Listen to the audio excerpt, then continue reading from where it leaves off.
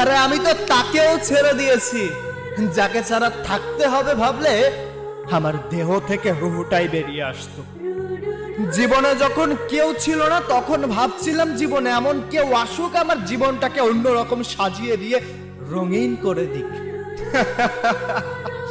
সে কিন্তু আমার জীবনে এসেছিল, সে আমার জীবন রঙিনও করেছিল। কিন্তু বিচ্ছেদের যন্ত্রণা যে এতটা ভয়ঙ্কর হবে যদি জানতাম, তাহলে কোনোদিন এই জীবনে কাউকে চাইতাম না। আমি সেই সব মানুষদেরকে একটা কথা বলতে চাই, যে মানুষগুলো এখনো কোনো সম্পর্কে জড়ায় নাই। তুমি দেখেছো শুধু তাদের দুষ্টু মিষ্টি কথা আর ভালোবাসা, কিন্তু তুমি অনুভব করোনি বিচ্ছেদের যন্ত্রণা।